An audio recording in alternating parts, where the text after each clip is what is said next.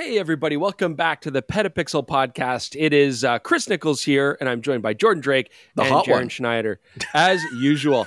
So today we've got a different kind of podcast for you. If you've been watching over the last few weeks, you know that we have been getting behind because you guys have been leaving so many comments, and that's a great thing. We really appreciate all the comments. We love all the speak pipes. We love all the feedback, but today we have to do some digging to get through them all. So we are going to go through some news stories as usual, and then we're going to answer your tech questions and your comments. It's going to be great.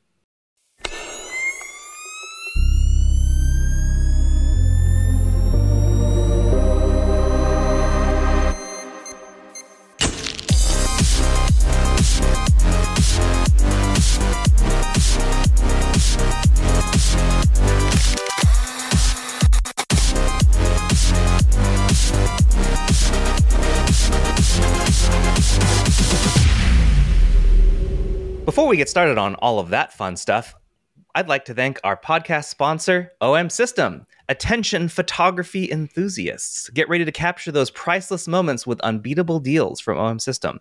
Savings up to $400 on OM System cameras, lenses, and more are active right now.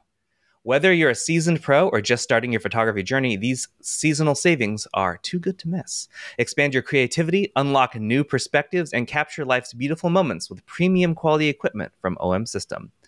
Hurry though, these savings won't last long. Visit your nearest camera retailer or go to explore.omsystem.com/petapixel for more details. Upgrade your gear and capture the world with OM System today. A lot of these deals expire like on the Black Friday, Cyber Monday thing, but OM Systems do not. They go for quite a bit longer. So if you've been sitting on the fence deciding whether or not to pick up an OM System camera, you can hop off the fence today and check out what you can get. Yeah, don't wait too long because then the prices will go back up to normal. But for now, they will not. And cool. Thanks again to OM System for sponsoring the podcast. We appreciate it. And we're going to start talking about a couple news items and one somewhat not really news, but a discussion topic before we jump into the gigantic pile of comments that we desperately need to get through. So, gentlemen, did you know that Popular Photography Magazine and the website, they both closed in 2017, but then came back in 2021, right? I recall. That seems to have already, that adventure is concluded. Popular Photography is all but done unless the company that owns them reinvests, which does not seem to be the strategy as of late, but it does not appear that Pop Photo is doing well. Yeah, that's a tough one. Yeah, we heard about this because we were at the time working with DP Review, and Dan Bracaglia was one of the writers on DP Review for a long time. One of our favorite people. Hey, Jordan. Love Dan. Loves a good drink, great photographer. And yeah, it was tough because he left DP Review as a writer and as a contributor because he really wanted to revive Popular Photo. He had this great opportunity to become the manager and to kind of try to run it. And that was great news because we'd already heard it was dead. And to hear a magazine come back is a rarity in today's industry. So, you know, we were all pulling for him. We were hoping it would go well, but it's sad that it looks like it just can't stay on the rails. Chris, did you ever read Popular Photography when you were a younger up-and-comer? Yeah. Oh, yeah. I mean, Pop Photo was like a classic magazine. I mean, that was one of the big pillars, especially in digital, like early digital photography. Yeah. Yeah. When I worked at Black's Camera, they had a magazine rack there, and that was definitely the one. When I was like first learning about digital, you know, a lot of the other magazines were maybe a little advanced for me at that point. So I really loved it. It was a very accessible thing, but still had like camera reviews and stuff. So yeah, it's something that really kind of developed my interest and knowledge about photography. It's important in that way. So just seeing that logo, you know, fade sucks. Oh, yeah.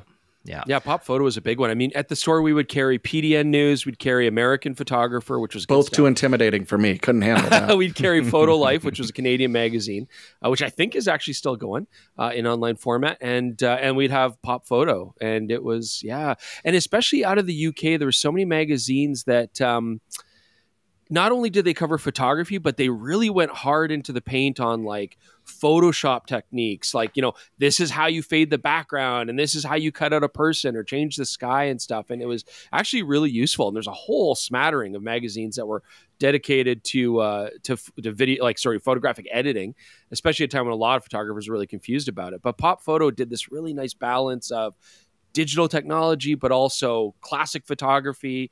Yeah. It's a tough one. Do we know for sure, Jared, if it's done? Well, so here's the deal.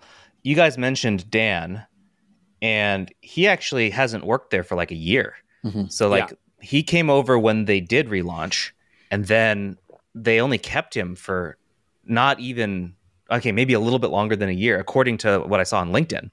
And I think you guys already knew that. Like he had to find something else, but they kept Popular Photography going using what I describe as a skeleton crew. Yeah, I think it was a maximum of 2 or 3 people.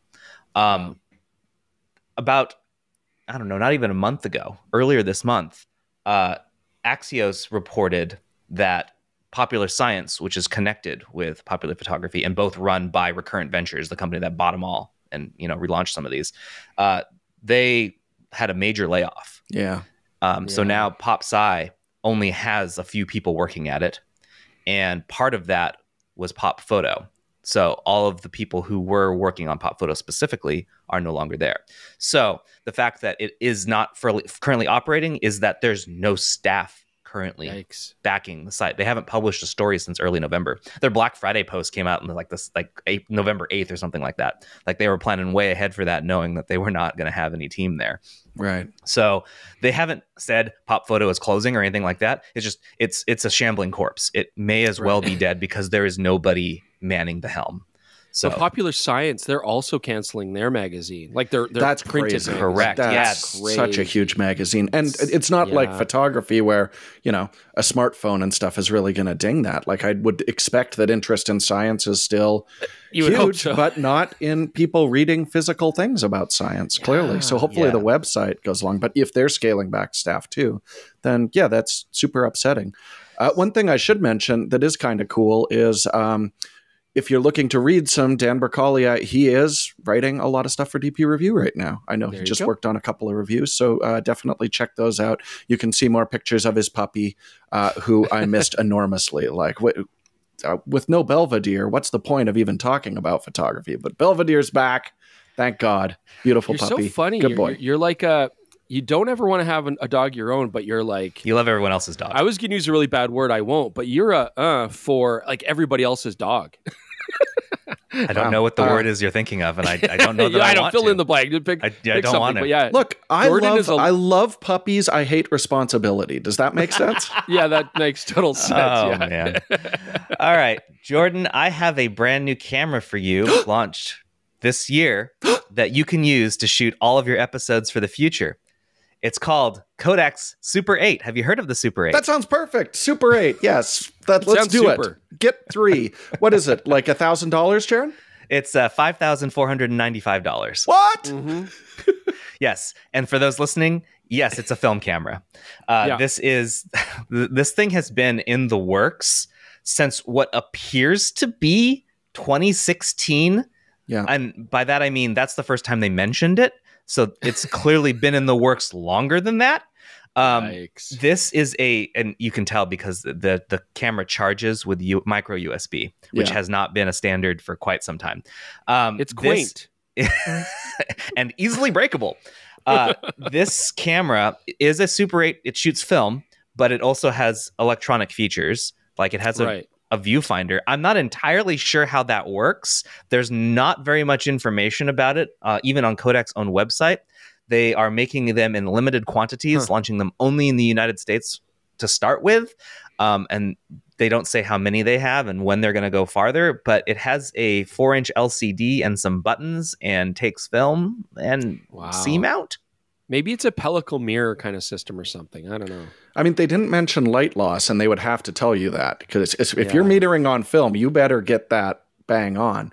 I'm really curious about this. And the main idea makes a lot of sense to me because, yes, we're all like, $5,000, that's insane. You can get a used 8mm camera for $500. Yeah, plus US. Budget another $5,000 a year for film and developing costs. That's what I wanted to get to is, yes, film and developing on that is going to make the cost of this camera just seem absolutely minuscule. So if you're interested in doing that, some stuff like just having built-in sound sync, that's really interesting to me. It just records right to an SD card because that can be a real headache. Like when you're using a lot of the older equipment, there's definitely some limitations to making it work properly with a modern workflow, which this actually does attempt to address.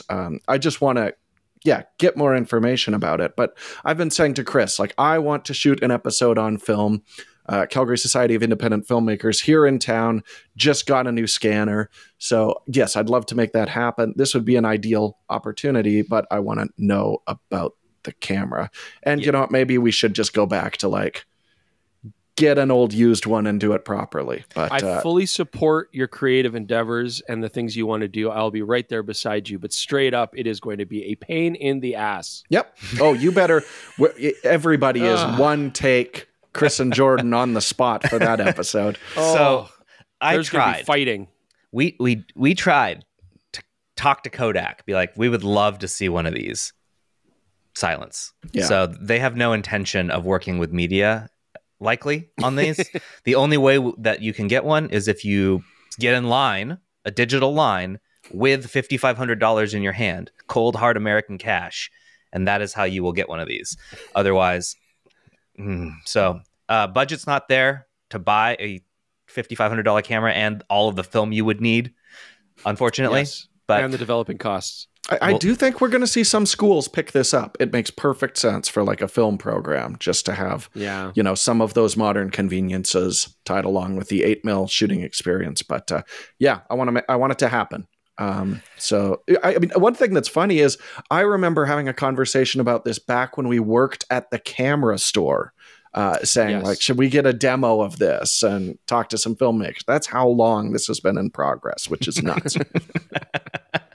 All right, last story, guys. Chris, again, I think I give you credit. The more that you complain about something, the more that companies actually do it. Well, maybe not in the way we were.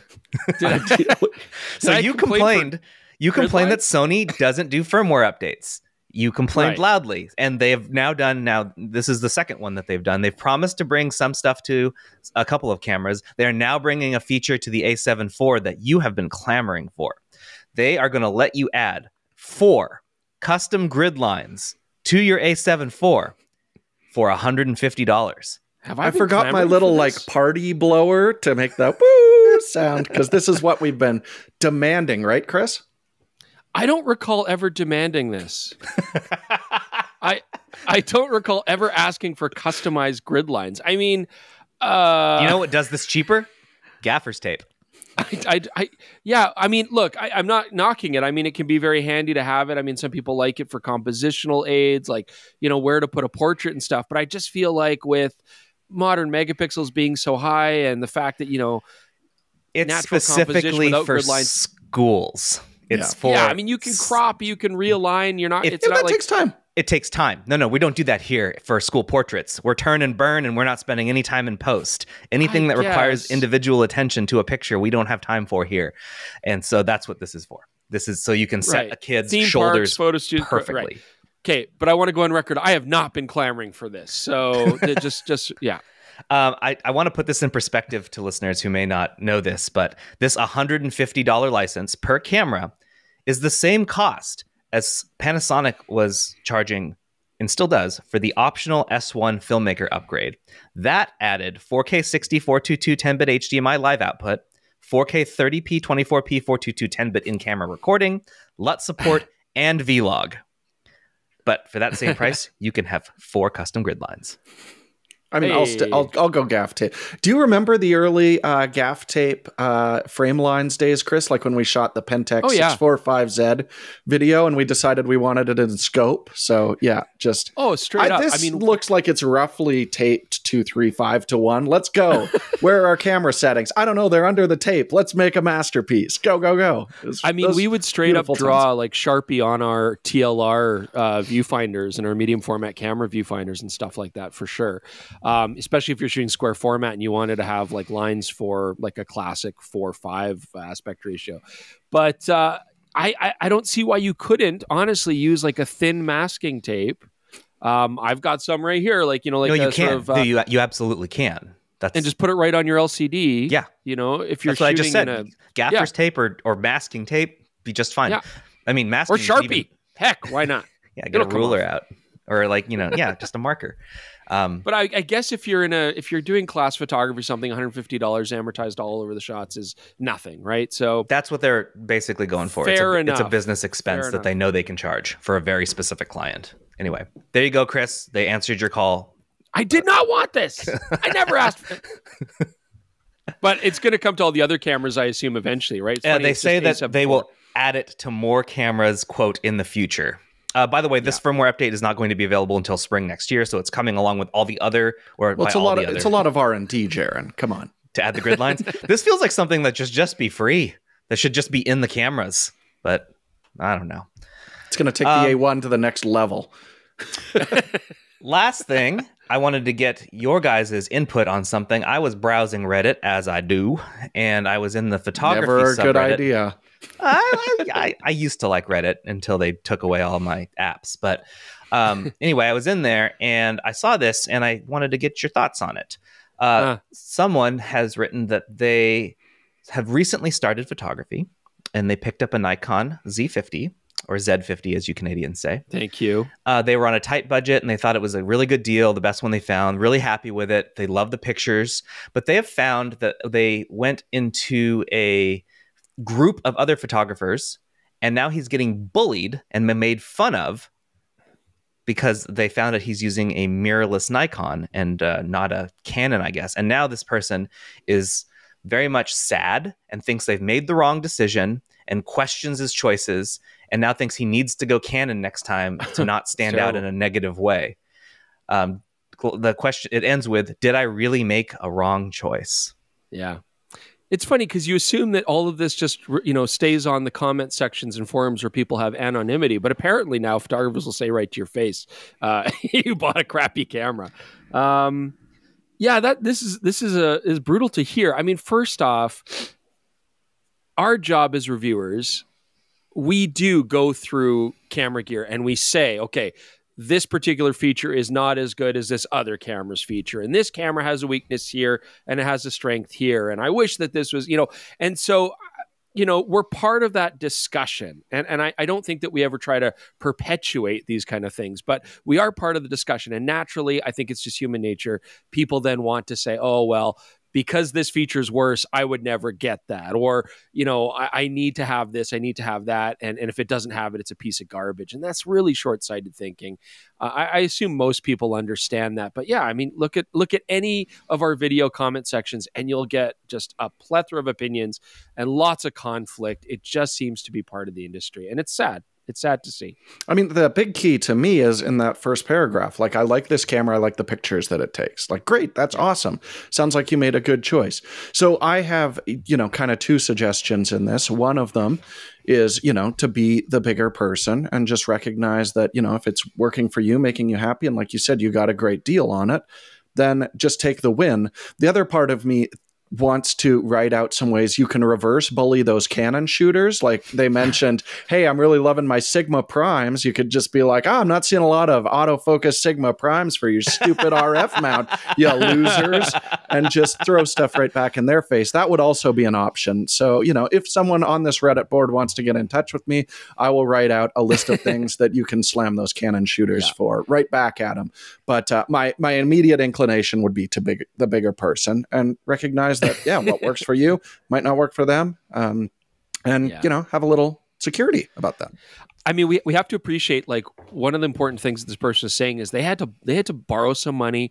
They saved up a bunch of money. I mean, this is a big purchase for them, right? This is a big deal. So, yeah, you know, in the end, and we've said, like, the Nikon Z50, I mean, I remember reviewing this camera in Seattle, and we talked about how, yeah, like, is Nikon APS-C really going to take off? You know, are they going to support this mount? And yeah, I don't think it's a particular mount that's really going to get full support. But I mean, you have the ZFC. There are some lenses coming out, but in the end, it really doesn't matter. I mean, especially when it comes to photography, the key thing is learning the skills, practicing what you're going to be doing. The best revenge that you can get, if that's what you're seeking here, is to honestly take your camera out all the time, dedicate the energy to it, learn stuff, and just become a better photographer.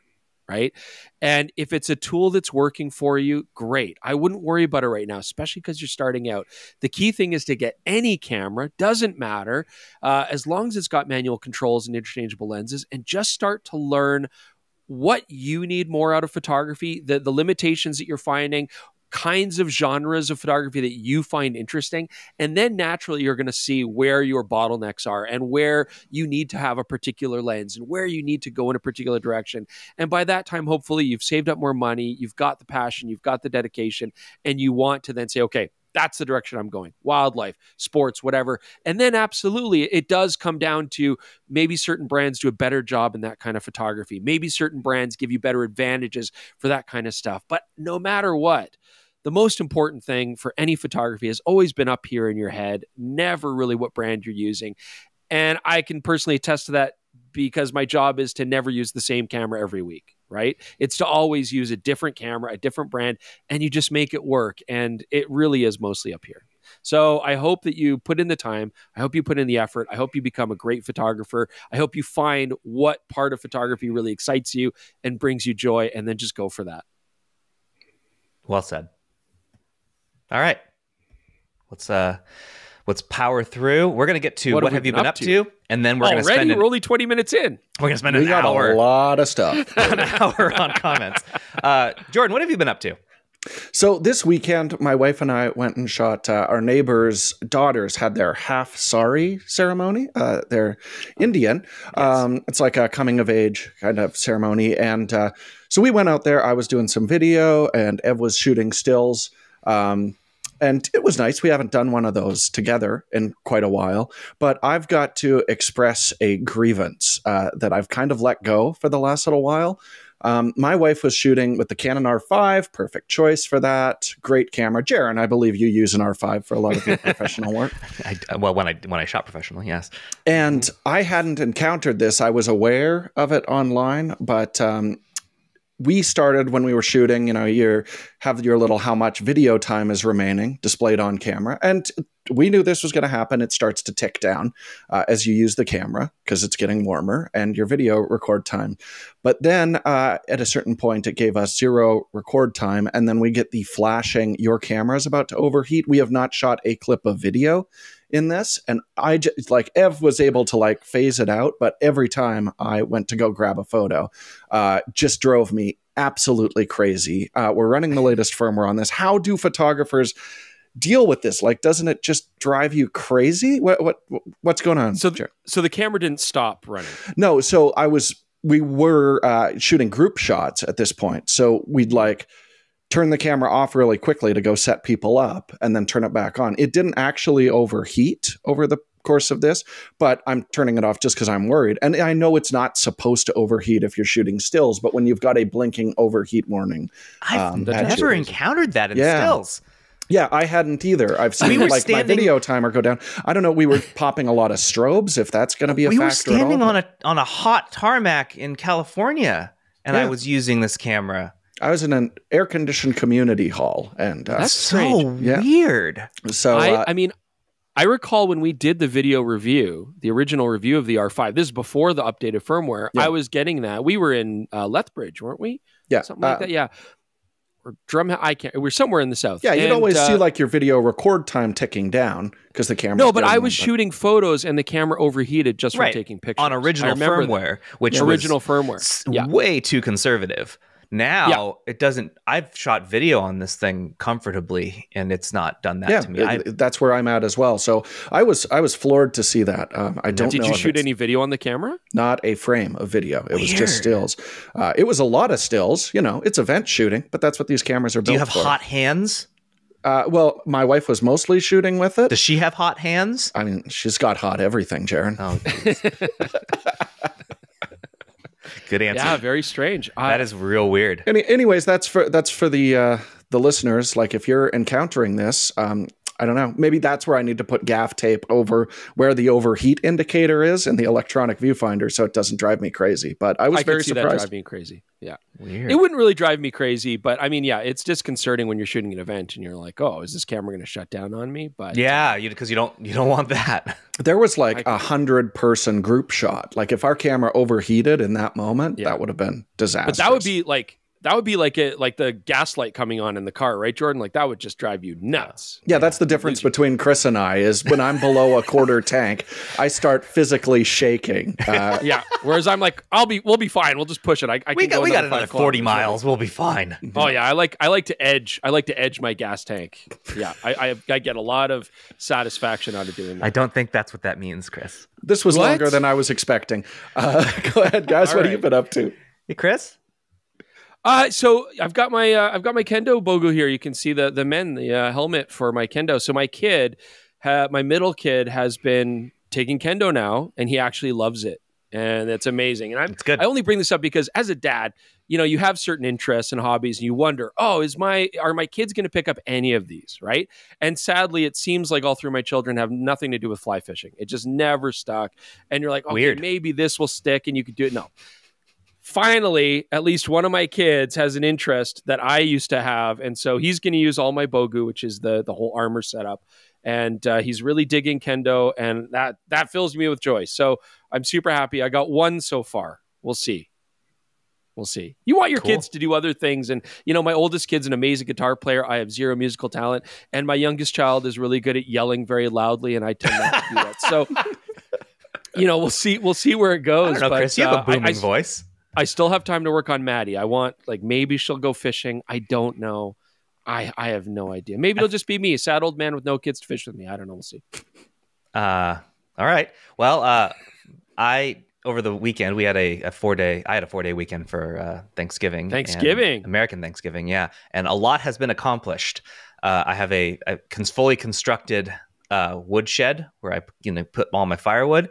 This is built so sturdily. I really over-engineered it. I think it's going to last longer than my house.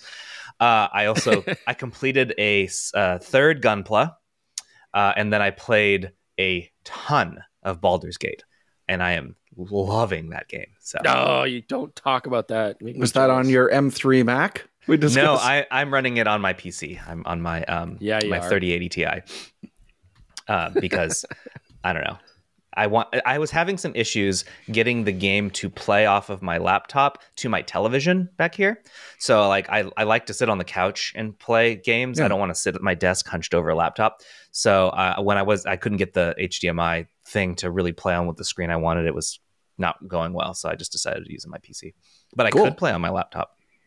Are you going to wave your Gunpla around for the viewers? Because I know every time in the comments people are like, show us. It's back here. It's actually set up in a like a kind of diorama. It's the Providence. If anyone wants to look it up, it's the Providence Gundam from Gundam Seed, and I have it set up across from my Freedom in combat because they don't like each other. Still zero time to play video games, sadly, or fish for that matter. Jeez. Yeah, it's because you have kids. All right, and a dog. We are going to spend almost an hour going through this pile of comments. We're going to start with the largest. I'm still scrolling. Jesus, the largest tech support section we have ever accumulated. No, the largest in the history of podcasting. No other podcast has had this much tech support to get through. For everyone listening, I hope you learned something from all the comments. I hope that these are interesting to you. We include them only because they are interesting. I think that a lot of people like the help that Chris and Jordan provide them, and maybe they will answer questions that you have been wondering. Yeah.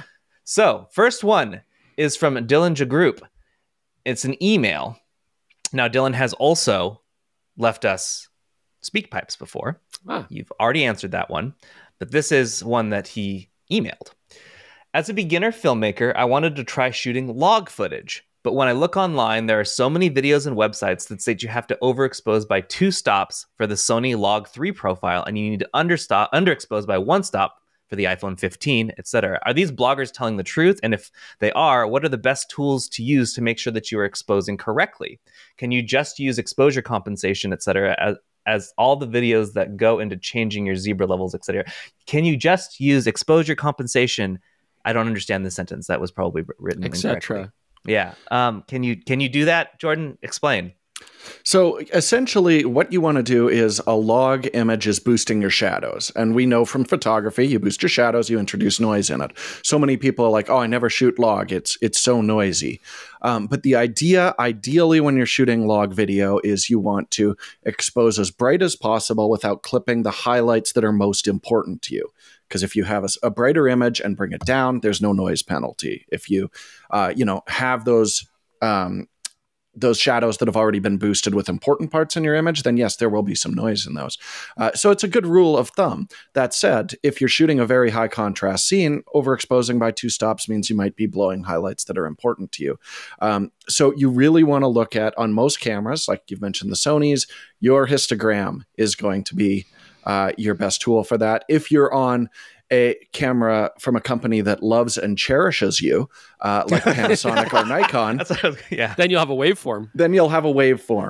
Which is Jordan a much taught me better how to tool. use waveform in Idaho and changed my life. I was so good.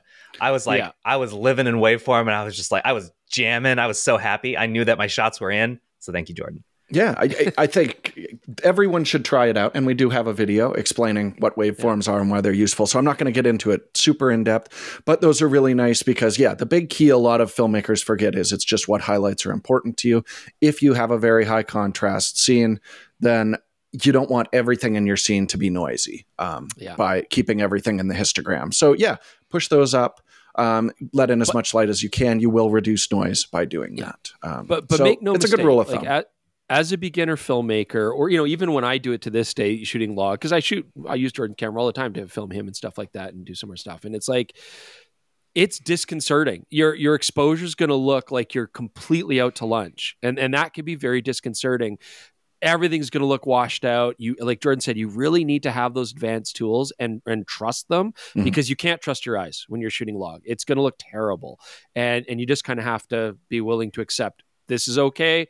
And then when I get it into post, it's all going to work out. But trust this issues. Is why we gave the OM1 such a hard time, because it shoots log and has a LUT assist. But when you click that on, it shows you the histogram of the very contrasty profile. So you don't actually know how much headroom or how much is being captured in the shadows.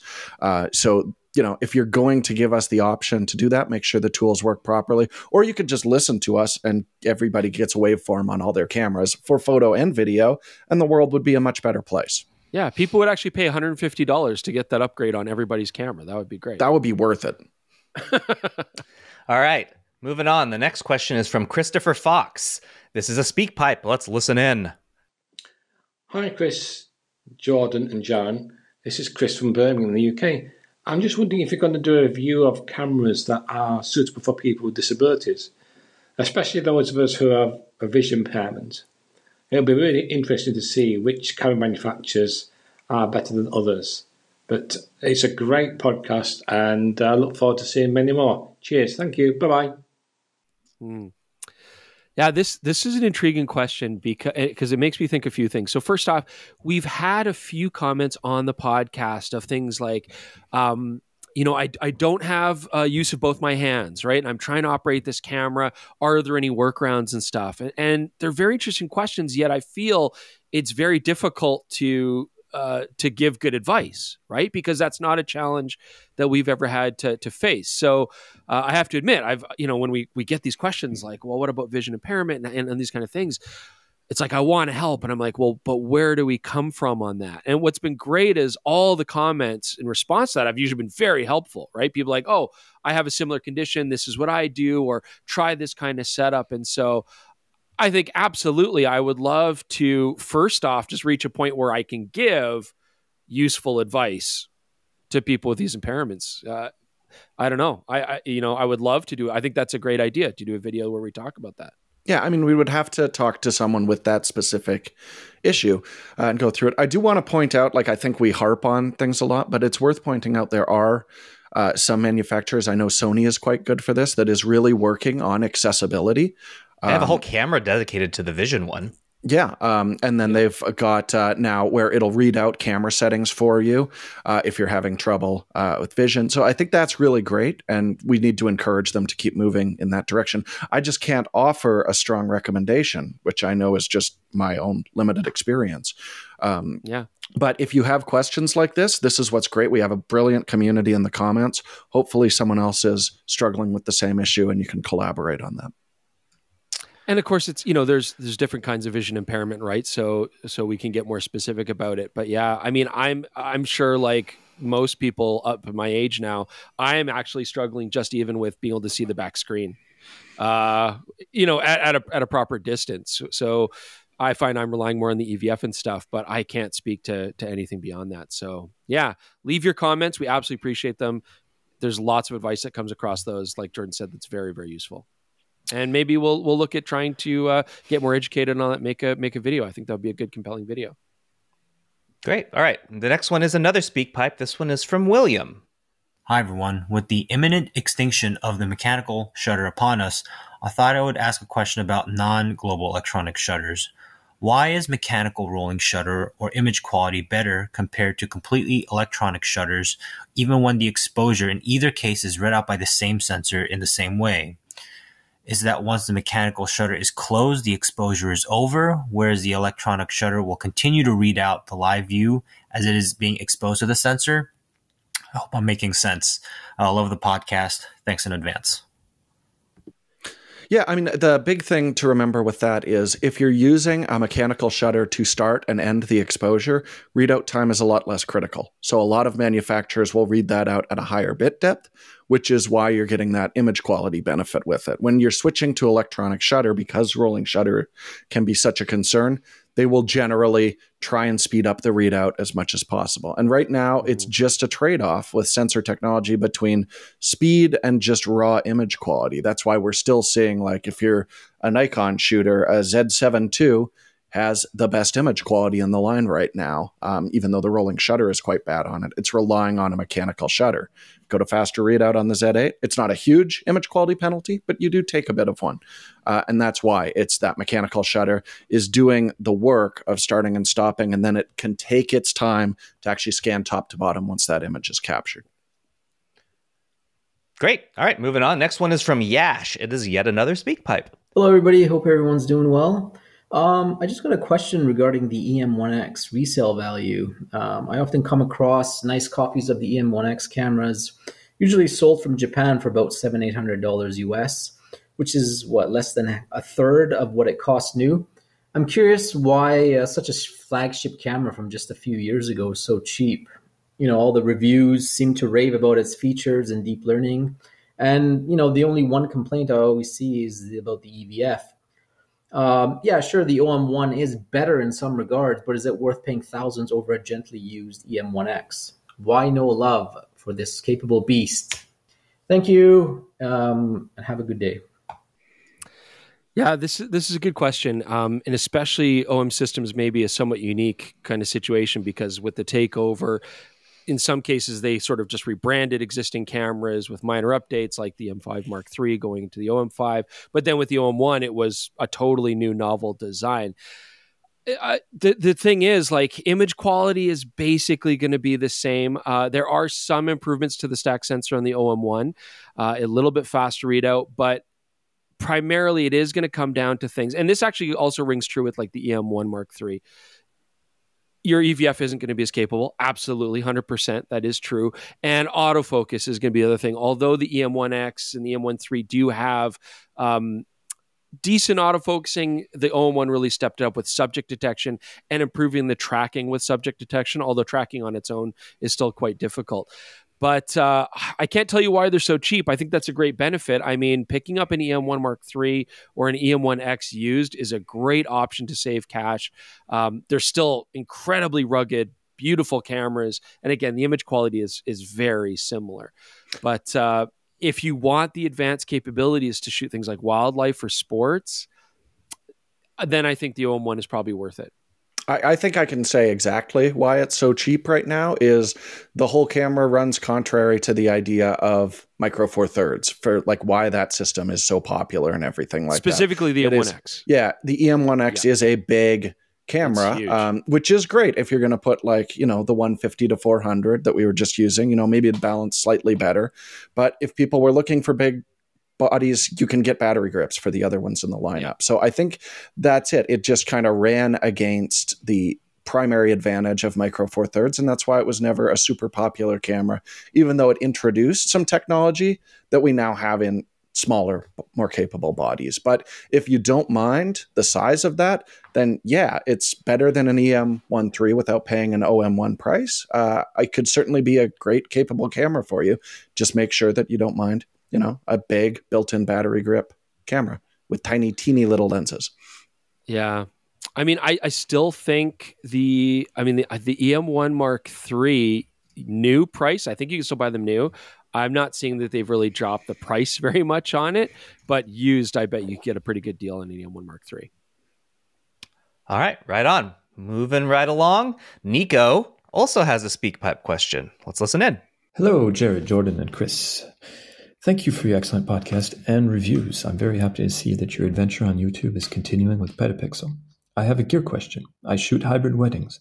My current setup is 3 A7 IV and 4 prime lenses, 20, 35, 50, and 85. My plan for next year is to replace the 20mm Sigma with the Sony 20-70 and add a 70 to 200-ish 2.8.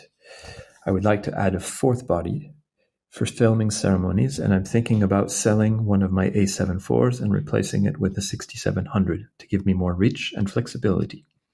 As per the fourth body, I hesitate between the A7C II, an FX30, or something like a DJI Osmo Pocket 3. I like the idea of having a small camera that can be easily hidden, and it will also offer me gimbal-like shots as I don't own a gimbal. What are your thoughts on this kit, and what would you suggest for a fourth body? Many thanks. Wow. First question I want to know from Nico is like, do you have other shooters? Like, are you just like rocking four cameras? Just running around. Vietnam War photographer? I mean, kudos to you for using primes, but like, that's what I envision is Nico's got one prime on each body and he's just like, whatever focal length I want, whip it out. First off, shooting primes, like, tons of street cred, but you're crazy. So I'm happy to see 20 to 70, 7200. Man, that's the way I would go. I would definitely go with something like that. 4 bodies. The 6700 is interesting because, yeah, you could get more reach if you have a second shooter. You know, it certainly is a very capable autofocusing camera. Not bad for readout speed if you want to shoot silent. So that could be a neat option. Like A7C2 or FX30, I don't know. Filming ceremonies, to me, as someone who has shot weddings video, this sounds like a stationary camera. They're going to set this up in the back, aim it at the front of the church or wherever, and leave it for video. Maybe. So if that's the use case, that's why. But then Nico's like, I want maybe an Osmo Pocket 3. I mean, well, that implies that, you know, they're going to be running around with this thing. Yeah, maybe it would do double duty. They would think to themselves that they could do it because he doesn't have a gimbal. And when this question came up, the first thing that I thought is, okay, you're running all the same cameras. What are the limitations of the A7 IV? And I think that's what he's trying to fill in here, which is why the FX30, 6700, not having a crop to do 4K 60, which is great for wedding work. I mean, obviously it's a cropped sensor, but not having to reframe. I think that's going to be a huge benefit for you. I know that drives me crazy when I suddenly crop in and have to reframe to shoot a little bit of slow motion. But also, yeah, the stabilization on Sony's isn't great. You can run it through Catalyst.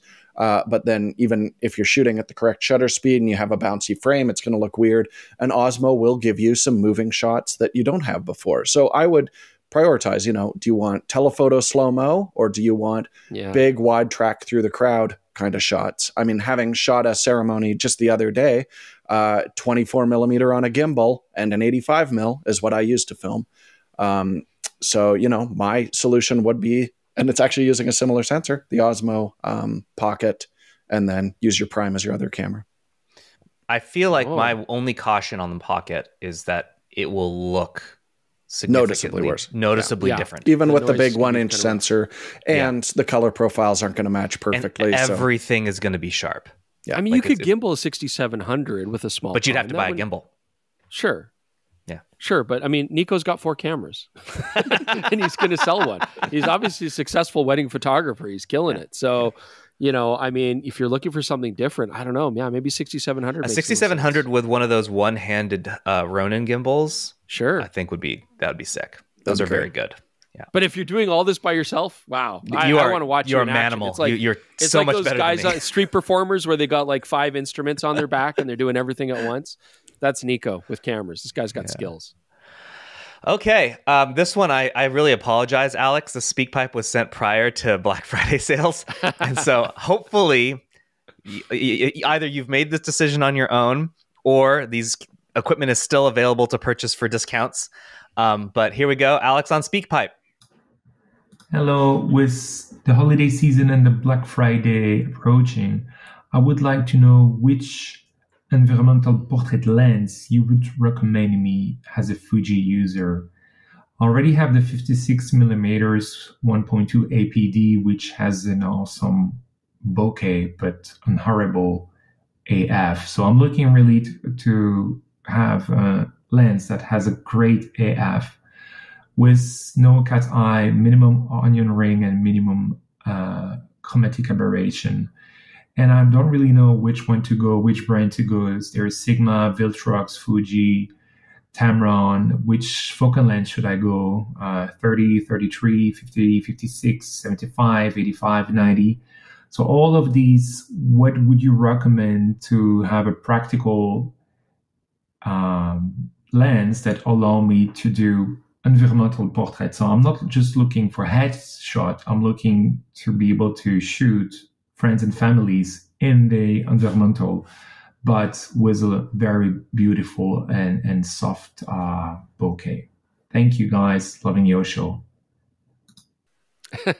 This is tricky because, like, I mean, one of the requirements that Alex would like is, well, great autofocus, sure, but, you know, no cat's eye or minimum cat's eye, minimum onion rings. I mean, you know, looking for good bokeh. We haven't really played enough with, like, the third-party Viltrox and stuff like that to really say. But the thing that really gets me here is you're asking about focal lengths, but you're also looking for environmental portraits. And I think straight up, then that implies a wider lens. You know, your favorite, 35, right? 33. No, but then of course you got the APS-C crop as well. Like I would typically for environmental portraits want to have a full frame equivalent of like 28 or 29 or 30, 31, 32, 33, 34, 35? 36, 37. No. But no, I'd want like a 24 to 28, you know, and I'd still want a 56 mil, which gives that 85, 90 kind of equivalent for headshots. So that's a tough one. Unfortunately, you're not going to find a 56 mil one too that focuses super fast. They just don't seem to, those big lenses. What do you think, Jordan? I immediately thought of the 18 millimeter 1.4 LM. Yeah, I did the too. Fujifilm. That is a, you know, you're getting a 27 mil equivalent, great focal length for environmental portraiture. And that is one where, yeah, cat's eye is quite well controlled. You'll still get some wide open. Yeah. But I don't mind that so much for, again, environmental portraits if you want shallowest possible depth of field.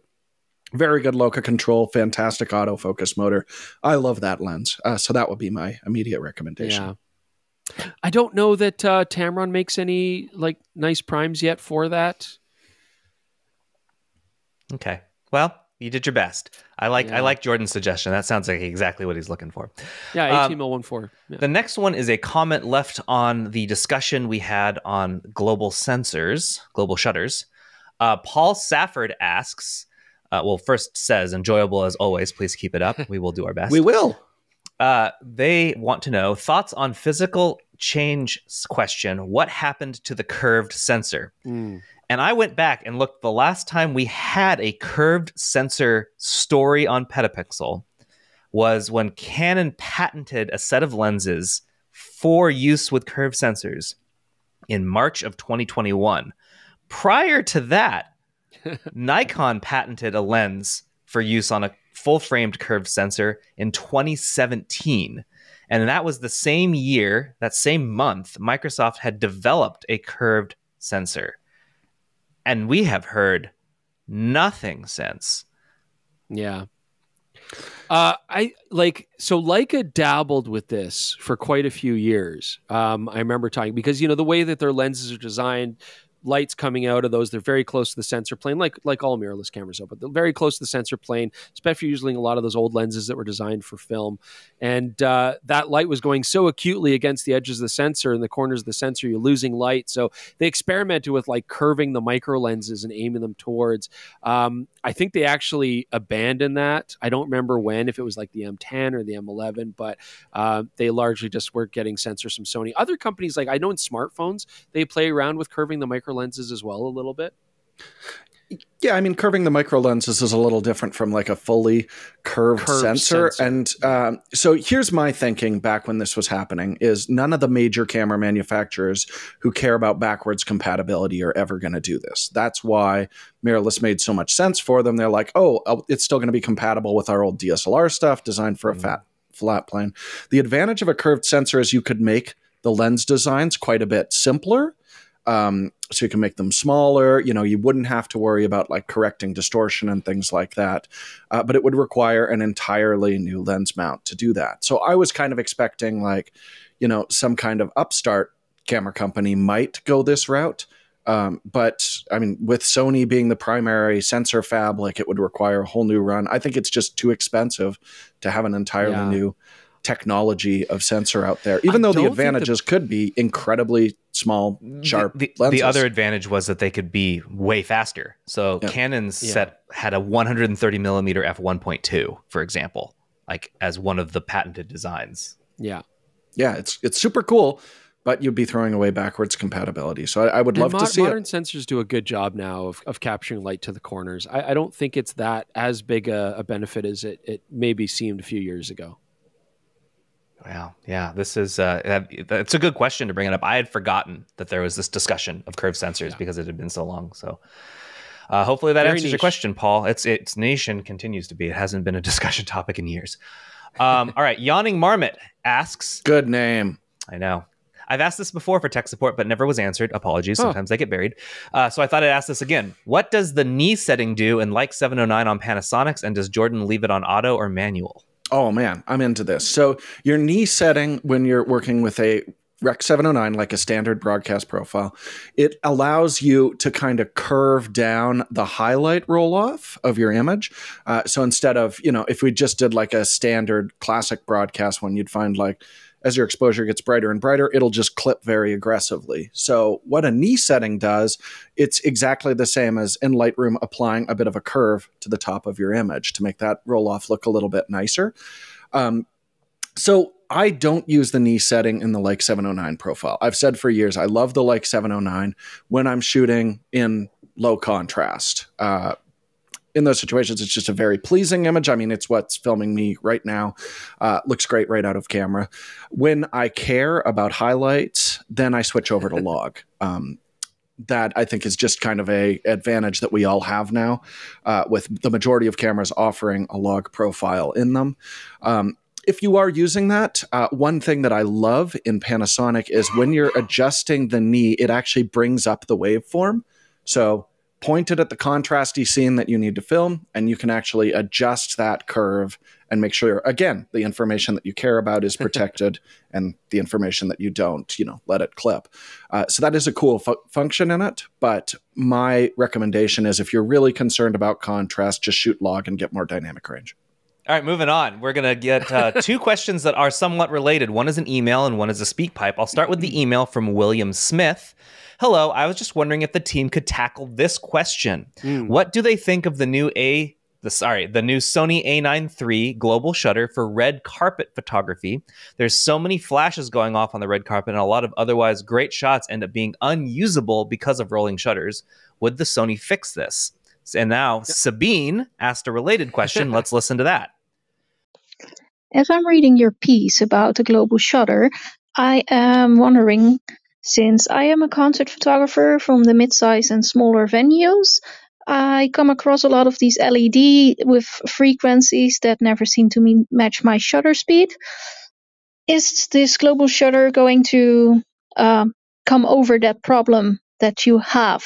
Well, hope you guys could give me some info on that. Bye. Yeah, so to answer William's question first, this is exactly what a global shutter would be great for photography as well as for video. All of those flashes going off, especially in a red carpet where the amount of flashes is obscene.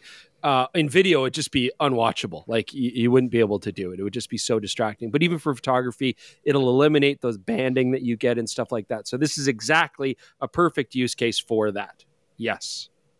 Yeah, I'd expect that we'll see all of these cameras moving over to global shutter. And that's part of the reason there's even still some old CCD sensors being used for red carpet interviews and stuff like that. My son, because he has good taste and because I told him that he had to, just watched Mission Impossible Ghost Protocol, directed by Brad Bird, who's a genius.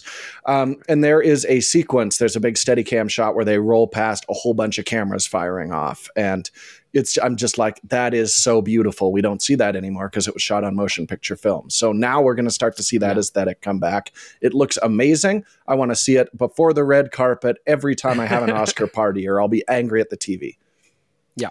Now, to answer Sabine, that's a different thing. So when we talk about LEDs with different frequencies of scaling, the global shutter is not really going to help with that. I mean, there is, like, if we talk about the A9 III, but there's lots of other cameras as well. They do feature flicker reduction so that change in exposure, whether it be fluorescence and stuff, doesn't, the camera can time for it. So you don't get these varieties of exposures if you're doing burst shots and stuff like that. But as far as the banding goes, I don't know that it's going to do much for that.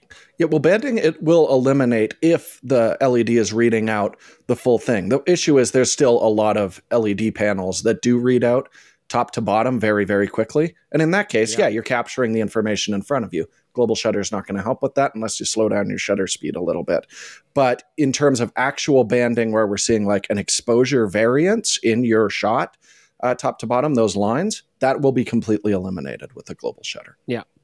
But then there's also again flicker exposure, which is just where lights are cycling at different exposures. Yeah, that's a completely different problem. Yeah, and it's nice. They've got an option to kind of recognize that and pop at the brightest part of the exposure, but it's going to slow down your frame rate. And in extreme situations, it means there might be a tiny delay when you push the shutter to when it actually trips, which could blow. And the again, shot. That's not a global shutter thing. Other brands have had that for a long time. That's just lights being annoying. Yeah. All right, the next one is from Richard Steinhaus, who not only sent a speak pipe, but also commented. They very much wanted us, on YouTube. They very much wanted us to address these 3 questions, so here we go. 3 questions. All these new hybrid cameras are great, but they all seem to be designed to overheat for extended video recording. Why is that? Number 2, why not add a 1/4 inch to the body for proper heat dissipation? Would that really cause a problem for anybody? And number 3, is using the high heat setting on a camera for video going to damage it long term? Thank you. Huntington Beach, California. I want to answer the number 2 one. You love number 2. Would that really cause a problem for anybody? Yes, Sony would argue it would, because compact is one of the 5 fundamentals, and they refuse to budge on that. So no, they will not add more space to their cameras. This is, can we go on top of that though? It's like there is actually quite a bit of a science in what manufacturers build their bodies out of and materials, and they often try to engineer the inner chassis for maximum heat dissipation, because the other option is you go to a fan like Fujifilm does for some of their video cameras, and that's Panasonic. Interesting, but it's not super practical. Or Panasonic, where they build a fan in the body and then it does make it a little bit bulkier. Yeah, I think that's the trade-off. Now, when we saw like the first raft of really good hybrid cameras, like I'm thinking the Sony a7 III, the Canon R5, R6 are notorious. I don't think it was that much of a concern. They're like, oh, people use these to shoot quick clips. But a lot of people, like I right now, am using an S5 2X that has a fan filming me, but a lot of people are going to be using cameras that don't have that. I think it's just become a concern when they're designing these cameras. Like we've seen Sony now moving to like having some heat dissipation material on the inside of the LCD back panel there. But it's becoming less of a problem when I'm testing cameras. Like I'm seeing, it used to be like really common to get like, oh, you get 25, 30 minutes. Generally, most cameras are rolling for over an hour now. It is getting better, but also I think cameras are getting bigger from, aside from Sony, the companies where it's not a fundamental. We're certainly seeing like the Canon R6 II is a great example of a very, very marginally larger body that does not have the heat concerns we saw in the R6 original. But just quickly though, there's a lot of concerns. Does using the high heat setting, is that going to damage the camera in the long term? We don't know. We've asked this to manufacturers, and they're like, no, we don't expect so. But when did we start seeing these? Like but it's 2-3 also strange, years ago? like, why set a separate setting in there with a new threshold? I'll tell you why. It's because if you're shooting a ceremony and you go to grab the R5 and it's smoking hot, unexpectedly, you're like, oh, dear God, what's going on? Where if you've manually set the, like, we're going to let this thing get hot setting in the menus, you know that it could potentially get physically warm. It's unsettling. That's why. I'd be more worried, like, not so much about the body and the silicone and the boards and stuff, but really silicon. Silicon. See, I was going to say, someone called you out last time. Silicon. But more so the battery, right? I mean, those batteries get hot. Where they position the battery in relation to the camera does play a part in how it overheats. But you certainly don't want batteries getting really, really hot. Especially lithium-ion batteries. Yes. Then there's issues there. So, yeah, it's funny. I mean, even in the R5 we're talking about, I mean, look how much bad press Canon got off that R5. In fact, globally. I threw some shade them this just now. Yeah, dude, right? Bad. And all the jokes of like, oh, you're lost in the woods, you need to start a fire, just pull out your R5 and do some video. Like stuff like that. It was just crazy. So it makes sense the manufacturers are trying to improve that. I don't know. Fans.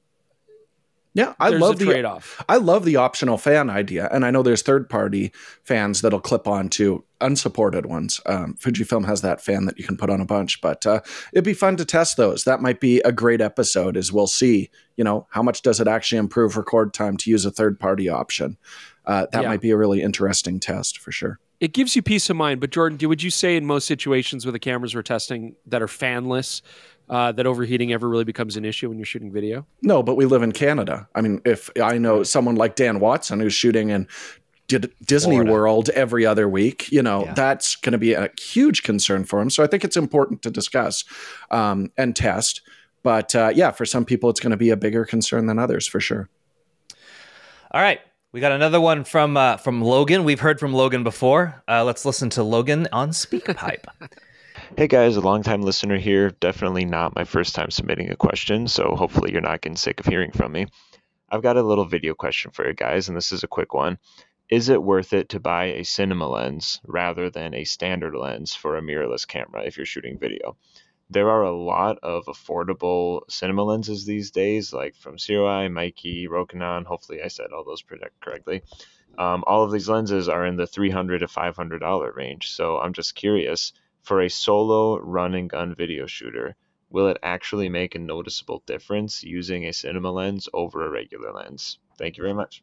Chris, you actually were the first person to tell me how to say one of those brands correctly. It's Sirui. It's not Sirui, which I said for years. Sirui. We had to go to a trade show to learn that. You look at the title, like the name, it makes no sense whatsoever. But yes, Sirui is the brand. I just imagine you're a Canadian identifying a gentleman, and you're like, "Sir, hey," and that's how you can remember. That's terrible. That was bad. That was not. Well, I mean, so you didn't like that, but how about answering the question? Should you buy a cinema lens instead of a standard lens if you're shooting video? Jordan, before you answer this, because I know you've got good information, why don't you express to the listeners what you would even constitute as a cinema lens and the benefits that they would give you? So your giveaway with a cinema lens is stepless aperture, I think is an absolute requirement for it. So you can change exposure smoothly during a shot. And then the other big one is they will generally be geared when you're looking at them. So there's like a physical identifier that we're doing this. I know a lot of the cinema versions of lenses are just the exact same optical formula with gears and a stepless aperture on them. How much of a big deal that is depends on, are you going to be using those? Will you be changing exposure during the shot. I think for like event shooters, this is absolutely essential. You know, you want to walk inside to outside, move past a window, smoothly change exposure. It is mitigated slightly because auto ISO algorithms have gotten so good. So a lot of the time, that's what I'll use when I'm indoors because I don't want to mess with my depth of field. You know, move past a window, drop the ISO, gets darker, raise it up, and it'll do that quite smoothly now. In terms of the gears on the lens, yeah, I hate using those little rubber bands. They slip, they get stuck. I like having a lens that is actually properly geared to use with the follow focus. Do you use a follow focus? If you do, it's going to be worth the investment. If you're not, then no, absolutely not. I'd get a photo lens, which is generally for the same price going to be a little bit sharper. Some of them will be better corrected for breathing, those cinema lenses, but that's not a rule, especially if you're looking at inexpensive ones. Should also cinema lenses that are zooms be parfocal, but no, not necessarily anymore. Yeah, we're seeing some, because the tolerances have gotten so tight. You know, something that we called parfocal in 1080p, like, look, you don't have to refocus when you zoom. It's because the image isn't that detailed. Now with 4K, 8K, tolerances are so tight. And when we're talking about inexpensive, because here we're talking about budget cinema glass, you know, a good parfocal zoom is always now going to set you back like, you know, $5,000 to start. Yeah, I like those Fujinon MKs a lot. What about the stuff from Light Cinema? Those are great, right? Lights, L-E-I-T-Z. Oh, with a Z? Yeah, just get any of the Lights Cinema glass. I haven't tried a zoom yet. I used a prime. It's the nicest looking image I've ever had, and that was last time $70,000, $60,000. Last time I saw you holding one, you were laying down on a red Lights carpet on the ground, hugging it. I remember that, and we took a picture of that. I was there. And I remember when we posted that video, everyone's like, the new grading technique you're using is unbelievable. And it's like, no, I just shot it with the nicest lens I've ever used. Yeah.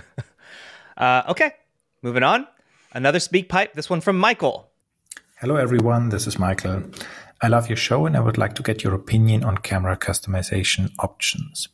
I love my Canon R6 Mark II, but none of its many buttons and wheels can be customized to, for example, quickly access exposure bracketing or minimum shutter speed. These would be very nice and welcome adjustments during weddings, which I mostly shoot in aperture priority. Am I the only one who misses these features, or am I missing something else? Kind regards from Hamburg in northern Germany. Bye. Yeah, man, when I shot Germany with a Light Cinema lens, I made some pretty footage. Go ahead, Chris. But we've never been to Hamburg, and I would love to go. Never been to Berlin either. I'd rather just talk about northern Germany. I want to see it. Yeah, I don't know how to answer this other than to say, like, I'm sorry, but this is one of those things where different brands have very different structures to what they do. Yeah, I wish that every camera company would just like all get together and share notes and be like, let's go for it and all share. Because like the fact that Leicas, I love the fact you just hold down a button, wait for it, long press, and then customize it. I think that's so much nicer than going into some GUI and trying to like see a rendition wire diagram of your camera and like, oh, that's the button I want. That's the button I want. But some companies let you really customize your dial controls and others don't. I personally find the Canon R series, well, the 5 and the 6 at least, I actually like the way that the dials work. Me too. And there's a little bit of customization you could do, but I like the way the dials work. I like the way the camera handles. Yep. But yeah, it's a crapshoot. Every time you pick up a new camera, it's like, where's my exposure comp going to be? Am I going to be able to switch the front and rear dial to do aperture and shutter speed differently? You know, like swap them. Direction of turns on things, right? I mean, that drives Jordan crazy when it comes to manual focus stuff. So I wish I had a nicer answer for you. You're at the mercy of the companies. I mean, I think Canon is very guilty of this, more so than a lot of other manufacturers. When a camera comes out, they're like, look at all these custom buttons we've got, and it's great. But then when you go into the menus, the options of what you can actually use those for are actually quite limited compared to some other companies. Like, I'm to single out Panasonic, you do exactly what Leica does, hold down a button, it gives you the options, and it's like 30 pages of things that button can be customized to do. I would love to see them just be like, every camera function, let's be able to map it to a custom function. Some people are going to utilize that. And yeah, I'd love to see Canon open up that. Nikon is also quite guilty of this. They restrict, like, this custom button for some reason will have less options than this one does. Weird. Just open it all up. So weird. Yeah. As a Canon guy, I don't even use my custom function buttons because they never do anything I want them to. So there's no point in me doing anything with them. It just does the same thing as another button. Other than Michael from Hamburg, it's like the vast majority of people that use an R5 and R6 tend to like the way that it operates, just naturally the way that it works. But I mean, yeah, I get it. It's if you've got a camera and it doesn't jive with you, that's why you got to go to the shops and you got to like really play with them and stuff. And I wish we could talk more about those customization controls on our episodes, but the videos would be 25 minutes long. Like there's no way to really get down to it. And then it's hard to say what you're going to prefer versus what I'm going to prefer. Yeah, I mean, the difference, Jaron, when you used my body that I had set up for video shooting, it can make a huge difference being able to customize that. And some of those control setups are just not things that I'd have the option to do. Like I can't set, my different stabilizer modes to a custom button in the Canon for video and stuff. So, we're really dunking on the Canon R series, even though I really love those it was not the intention today. But, I like it. Yeah. But it's luck. It's luck whether it jives with you or not, right? Yeah. All right. We only have a few more. This episode will be longer. For those of you who love long episodes, congratulations. You're getting what you want. The next question is from a different Logan. This is Logan W. And it's a bit of a long one, so let's listen in. Hello, PetaPack peeps. This is Logan from Texas. I have a question for all three of you as I'm having a bit of bad gas.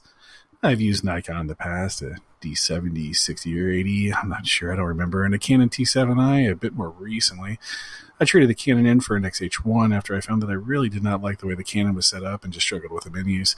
As an upgrade, I bought an XE4, continued to fall in love with Fuji's. I felt it took great pictures for the cost of the lens and body. After trading in the XH1 and XE4, and I bought an XH2 and just love that camera and the output I get from it. But I have a mistress. I also got an Q2 monochrome. I love that camera, and the results are just something else. This brings me to the gas part. I have found that the autofocus in the XH2 in crowds is a bit more frenetic and inaccurate and does not truly follow what I want it to. So I have gone back to my spot recompose method. This works good, but it isn't sharp on the eyes. It can be a bit sluggish, and this has got my eyes wandering. That being said, I have not been coveting other cameras with bigger sensors. I like the Sony A7R5, but want to use the CFB cards. I like the GF100 Deuce, but I'm not sure the autofocus is there yet, and I love the X2D100, but I don't think it would call me back if I gave it my number. You know what I mean? I like the Q3, but who doesn't? And a used M11 would be awesome, but manual focus. What would you recommend I look into if I decide to expand my stable of fine cameras? My God, he's tried every camera.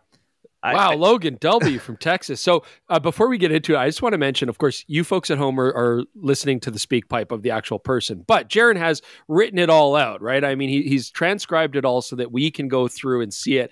And Jaron is such a consummate editor-in-chief that he's even correcting his own typos as he's reading it on here. I love it. It's just so cute. You've done it a few times today. I'm like, no one's going to see this, Jaron. I put these in the podcast for those watching so they could also read along to the speak pipes. I find that to be helpful. So if I don't get it right here, there's going to be a typo in the edit, and I don't like that. Oh, man. But anyways, Logan W's got a bad case of gas. I don't even know where to start. I mean, absolutely, I could see the autofocus thing being a frustrating thing, and certainly Sony's will solve that. You're going to have to give up those CFB cards. Fujifilm GF100 too, like that's great, but as Logan mentions, the autofocus is there yet. It's still going to be very much like their APS-C experience. And honestly, I would even say as improved as the GFX 100 version 2 is, it is still behind their APS-C line of modern focusing cameras like the XH2. And it's the same algorithm as the XH2 that you're already using and having frustrations with. Yeah. So X2D, no, God, no, don't do that. No continuous autofocus. Yeah. So, and then, an M11, Logan, I don't know what to tell you, man, because now you're off into another territory with complete manual focus. it's really going to come down to what you like to shoot and what you're struggling with. And if we go by the original, I think if you want it sounds like you want like a day in, day out daily shooter that focuses well. I think Sony is a great way to go. And what if he wants to stay with Fujifilm? Then you're going to have the same issues because they haven't yet improved it. I'm sure they will. But to me, that's one of the things I still, if I complain about Fujifilm, the autofocus consistency is one of the things I still complain about with them. Yeah, the only better autofocuser would be the XH2S, and then you're dropping resolution. He clearly cares about detail. So I think Chris's Sony recommendation makes a pile of sense. Clearly, he leans towards smaller, kind of classy bodies. So I immediately thought of that new A7C2. Nice detailed image. It's got the classy little stripe on it, incredibly good autofocus, and access to a bunch of beautiful lenses. Yeah, and then you're using SD cards. I mean, so be it. But I think Logan W will never be a one camera kind of guy. He's always going to have a side piece, and it's going to be an expensive European a mistress, partner, as he says. Yes, as Mistress says. So, I mean, if you have a Q2 monochrome, damn, I don't know, leave it. What was Chelsea's joke? Like he's polycamerous? That's what this guy is. Polycamerous, yes, he's polycamerous. All right, on that one, we're going to move on to another speak pipe. This one is from John Froten. Hi guys, I really enjoy the podcast, and I hope it's one of those things that goes on forever. My question goes back to the older age of camcorders, where the higher end bodies would have 3 sensor chips. Is there any advantage to dedicating a single chip to each component in the RGB spectrum? Or is today's single chip technology superior enough to make that old technology outdated? Thanks for all that you do. And oh, by the way, if you're looking for catchy slogans, I do not recommend yelling, "I love my PP" in public to show your enthusiasm for PetaPixel. Noted. Wow. I love they come to us for advice, but they give us some solid advice too. What great viewers we have. So back in the day, camcorders would have like a split prism kind of option that would take your light path and then separate it into the 3 different colors and give that to a dedicated chip. And I think the primary benefit was to maximize sensor size, especially with small chip cameras. That's always good. But at the same time, I think it was more, Jordan, to conform to a physical design. Camcorders, they wanted like a very long, thin barrel profile, smaller lens, big zoom was typical. And so in order to do that and keep the light path that sort of shape, that's why they did that split prism. I don't think nowadays that would really have much benefit on a camera design where our cameras are, like an SLR, like a classic camera with more surface area perpendicular to the light path. The big reason I think we saw it earlier is that it was very expensive to make large sensors back in the day. You could certainly get 3 small 1/4-inch sensors for a lot less money than one big, like a 1/2-inch sensor. Those cameras were incredibly expensive, if you recall.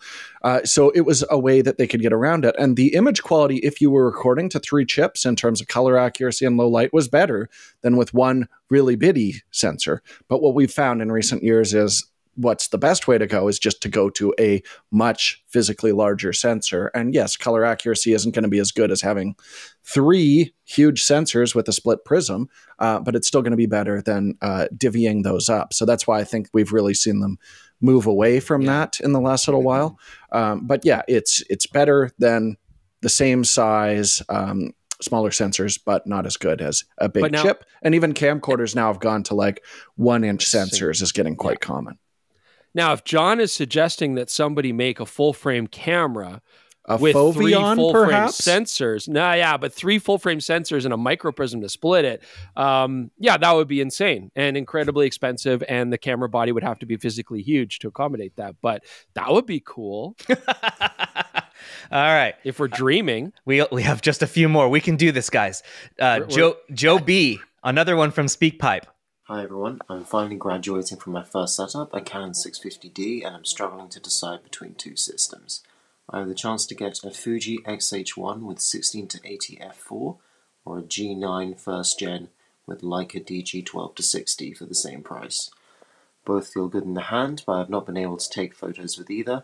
I understand that the JPEG engine in the Fuji is superior, but the 16-80, which will be my main lens, is vastly reliant on autocorrection. I'll be using this camera for travel, mostly mountaineering and skiing, so I need lightweight, system longevity, and good JPEG output. I would also like to delve into wildlife photography and casual video when out in the mountains. Please let me know your thoughts between the two. Thank you. That's tough. That's a tough one. I mean, the G9, even first gen, is still a great camera, and that Leica DG1260 is fantastic. I do think, though, that most cameras are still going to rely on autocorrection of the lens. I don't think that's a problem. And JPEG engine and the Fuji being superior, I would argue that. I mean, that's subjective. Actually, Panasonic, I've always found their JPEGs to be beautiful, very accurate, nice color. Certainly, Fuji gives you a lot of fun stuff that you can play with, and I wouldn't take away from that. But yeah, you're doing a lot of adventure work. I think that the G9 is going to give you a ruggedness advantage, and the lenses are subsequently smaller, which is nice for that kind of stuff. So I would probably kind of go more micro four thirds just because of the adventure aspect of what you're doing. And that 12-60 is a hell of a macro lens too. So it's nice to be able to go out there and get close-ups. I'm looking at it right now. I was just shooting camera B-roll. That is my default lens. It is excellent. And yeah, I absolutely agree with what Chris said there. I would probably, just in terms of the quality between the two lenses, I would give the edge for sure to that Panasonic lens. And kind of to repeat it, we see this all the time. People are like, I don't want to use a lens that's reliant on software corrections. Why? Unless you're like, I use editing software that won't apply it automatically. And if there's no real world penalties to it, don't really stress about it that much. Yeah, that's the world we live in, and it's great. All right. The world of the future. Down to the last few. This one is from Brian S. Hey, guys. Question about Sony, or actually most manufacturers. I have an A1, so my ears perked up when they announced their firmware update for next year. My hopes are slim for something substantial. I mean, breathing compensation, sure, but what else do you think they'll throw in there? I don't know why, but most manufacturers don't go in on OpenGate. From what I've read, it looks like Sony only does that on its Venice line. Why do you think they haven't offered this when it's so advantageous to shoot once and get 3 good crops for horizontal, vertical, and square formats? Even the old EOS M supports OpenGate RAW through Magic Lantern. Anyway, love the show. You guys are awesome. OM System did right to sponsor you guys. I actually just bought an Olympus pen, and this thing rocks. Later. I don't think it's fair to say that the EOS M supported it through Magic Lantern. That's not an official supported piece of software. That's a bunch of wonderful people doing us all a favor. I adore OpenGate. I think it's an incredibly useful technology that I use all the time shooting our show. And yes, it's funny that Sony and Canon are both really resistant to it. And they could do it. Absolutely. Once our sensors got fast enough, it's really a limitation of sensor readout speed, but once our sensors, and most modern CMOSs now, are fast enough to at least scan top to bottom the whole sensor at 24 frames per second, they should offer it. And I think there's been a really good push as people have gotten more and more aware of the advantages of OpenGate. I know that's something like Tyler Stallman was on last week. He really leaned into, made multiple videos about the importance of OpenGate recording, and we should be beating that drum too. Maybe every time a new camera comes out without OpenGate, I should refuse to review it, but then I wouldn't have a job. We're officially complaining. So we're officially complaining. Sony and Canon, you need to do OpenGate. There you go. You're welcome. Now it will happen. Yeah. Okay. So what you're saying is we're going to get grid lines in a Canon camera that you can purchase. I don't want grid lines. All right. The last speak pipe of the day. Hey guys, Arno from Germany with an Apple-related question. Sorry, Chris. I am upgrading from an Intel-powered MacBook Pro to a M3 Pro or even M3 Max. And I wonder how much influence RAM has on the overall performance of the M3s. For reasons that I do not know, Apple only offers the new MacBook Pro with more than 32 GB of RAM when you step up to the M3 Max. I do a lot of photo editing with the occasional 4K video projects in between, and I mainly use Capture One and DaVinci Resolve, but no gaming. So, is it worth to spend another €1,500, which is about $1.6 on the M3 Max with 64 GB of RAM, or will the Pro with 32 GB just suffice? Thank you for your great work. Love the podcast, love the editorial writing and the YouTube. Thanks. Bye. Okay. I'm out. You guys answer it. This one I can answer. whenever you can buy any new computer, you will always want to maximize your RAM. Yes, the M3s do really good work, but they are still RAM dependent. All your tasks are RAM dependent. So the more you can put in there, the better. So I actually am glad that Apple doesn't let you go under a certain amount, because you do need that. You do need memory. So whatever you are capable of purchasing in memory, Apple will charge you a ton for it. This is where the Apple tax is huge. They make all their money on adding RAM and adding SSD. If I can't tell you between the M3 Max and the M3 Pro which you should get, I think both will be great for you. But whatever you do on either of those, make sure to spend your money on improving the RAM, because you cannot do that later, and it is very important.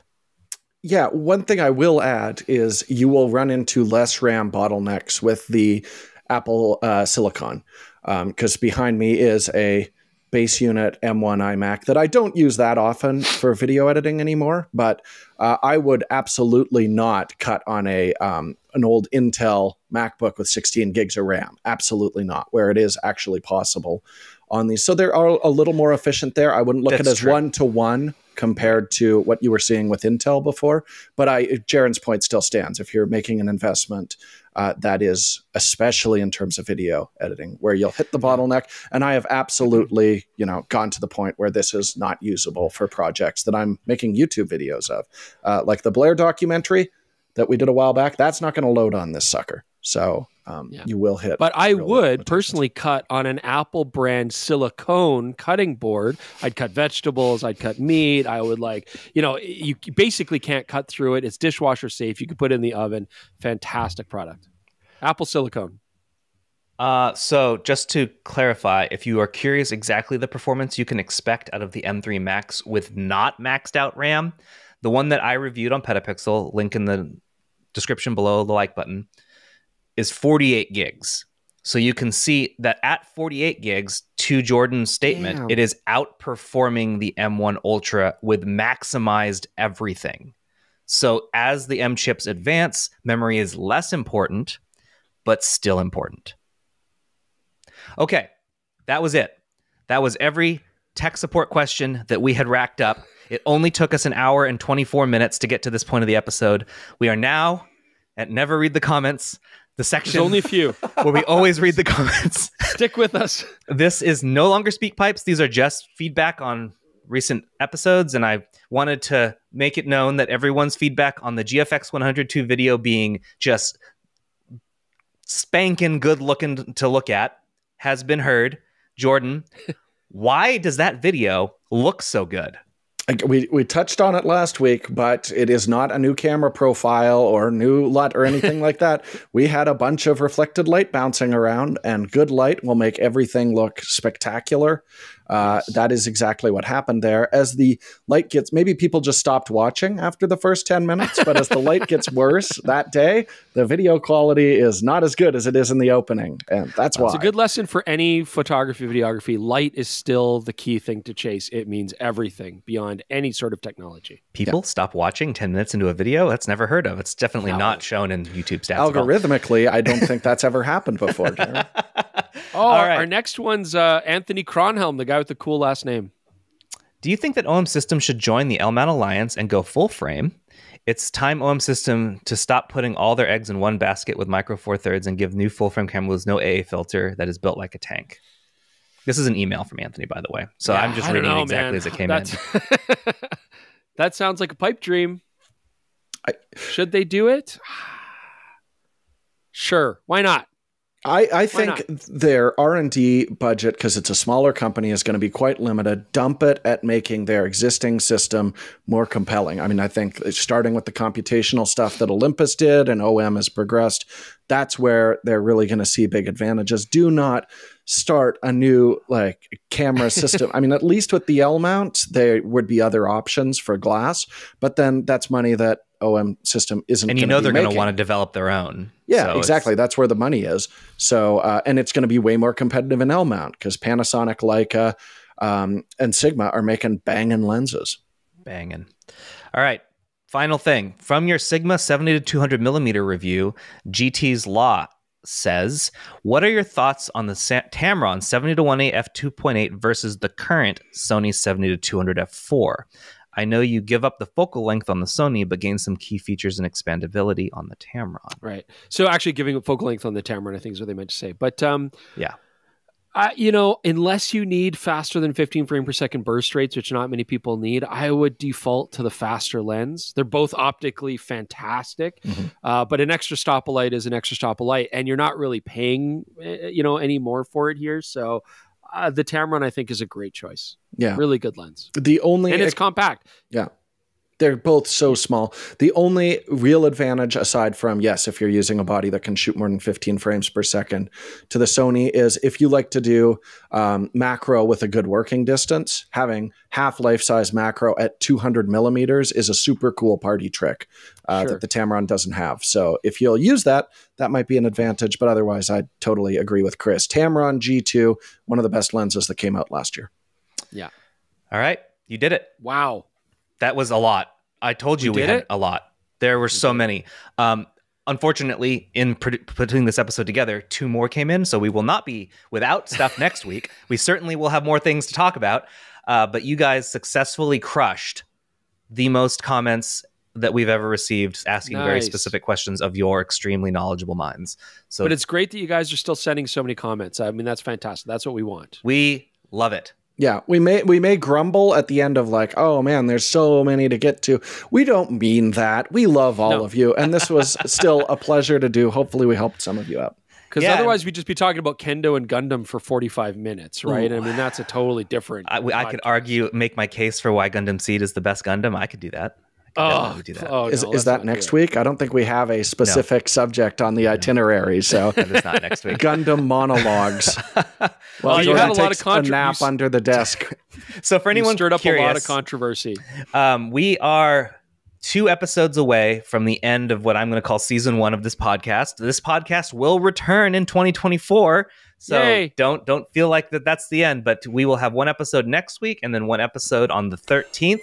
And then that'll be it for the year until next year. But we've got 2 more. There's stuff to discuss. I do actually have plans for both those podcast episodes. So stay tuned. Very fun things to talk about. Thanks, everyone, for joining us. We appreciate you sitting through these with us. Hopefully you learned something. I certainly did.